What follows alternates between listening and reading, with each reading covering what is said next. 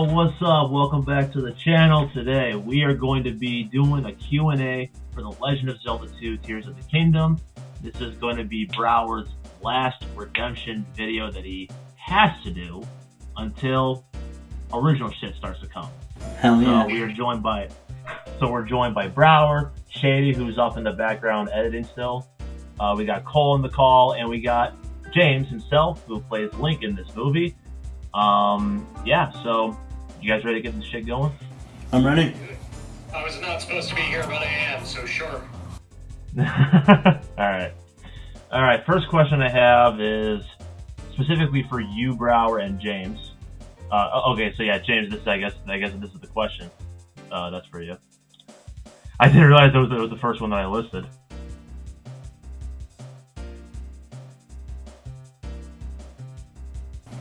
Also, skip me, because I'm not recording, so I'm not here. Alright. Mike's, I'm screen recording, yeah. Okay.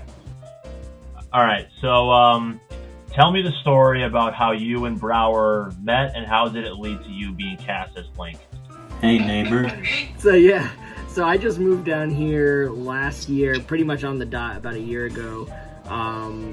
I moved down here to start working at Full Sail, starting my classes at Full Sail, and one day I just happened to be going outside seeing Brower out there doing a cosplay shoot, and he happened to hail me over and ask if he could get me to give him a hand doing some filming, or taking some pictures, I believe it was. And, we finished doing that, and he was like, by the way, would you like to try on this costume for me? And I was like, sure, let's do it, why not? So he gave me what he had for like a Link costume, and it's pretty much just been that from there on out. Yeah, it's like meeting someone at a cosplay convention. Hey, you want to do this? Sure. Because I think your first appearance on the channel was in Save the World in that commercial for episode 11. Like, you waited 3 months for episode 11, but first, Mr. Annoying or something like that. And you were Mr. Annoying, and you were like Mr. Intelligence.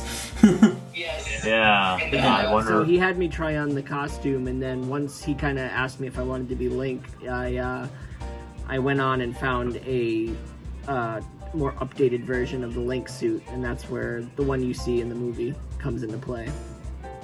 Yeah, it's a lot easier when the actors own their own costumes. Because I know like late last year, Brower had showed me a picture of you in like that old Link outfit, and then when I saw you in Unknown Plumber wearing the new suit, I'm like, that looks a shit ton better. Yeah, it was a pretty good deal on it. So I was just like, you know what? If we're gonna do this, I'm gonna do it right. We're gonna do it good. I would definitely also say that Unknown Plumber was kind of like your introduction. Yeah, like your introduction to the audience as a whole, and to me personally, I feel like when I compare you to Shady's Link, I'm not going to put you above Shady's because I've just followed him more as Link, but I feel like you're a really good alternative as Link too. Above Sean and Tio, but not above Shady. Yeah, it wasn't coming in trying to take over anything, but just wanted to at least do it justice and be up to his level as much as I could. I mean, I've never done anything like this before, so this is all new to me, so I'm hoping I can only get better from, moving forward. Yeah, I noticed that a lot of my actors are like 3 or 4 of them are in film, and then the rest of them are like, oh, I do audio for school, and I'm behind the scenes for school, and I'm like, oh, I'm getting a lot of the background people for actors, let's go. Yeah. Alright, the second question that I have is, James, would you be down to do a death battle between your Link and Shady's Link? Oh, for sure, without question. Alright, yeah, because that's something, because like me and Shady like to discuss death battle ideas behind the scenes, and that was one that came up, and I feel like that could be one of, if not the best, of the death battles. if that happens. Oh yeah, I still can't wait for you to see Waluigi versus Luigi. Yeah, like Bobby's.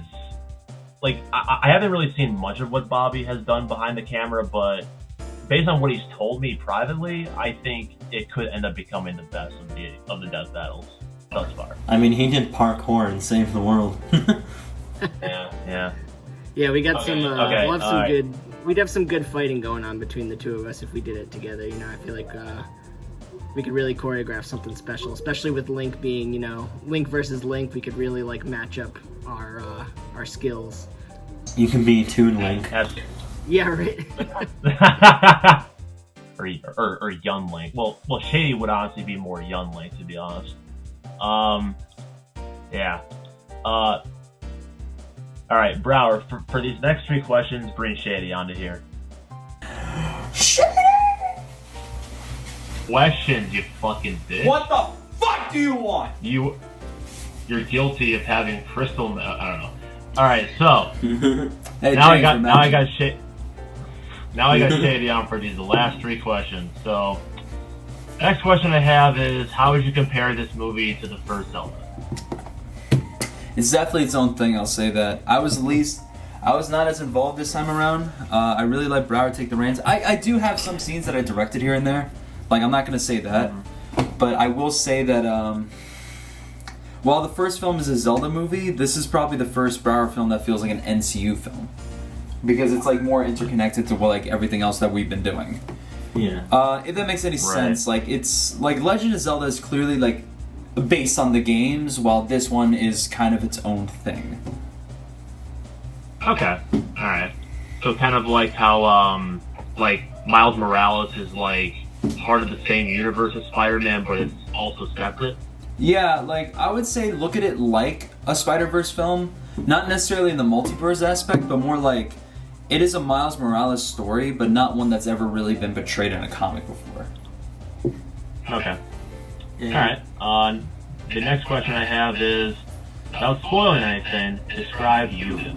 Describe Yuga. I describe him as an evil Alec Guinness. Like, he is the definition of, like, an evilish gentleman. Billy is a phenomenal actor, and he continues to prove that in his ability to, like, in his ranges of voices. So good on him.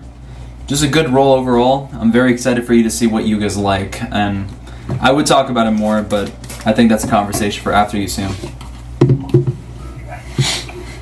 The question that I have for this interview is, how major is this installment in terms of the bigger MCU?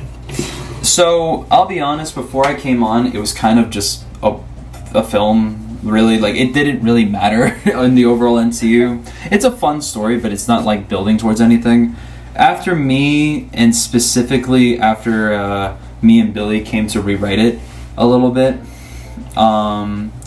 it became probably one of the more crucial films in the MCU. Not necessarily in terms of impact, but in what it sets up. It went from Ant-Man to Winter Soldier. No, I wouldn't call it compared to Winter Soldier. I would compare it more to like Thor Ragnarok.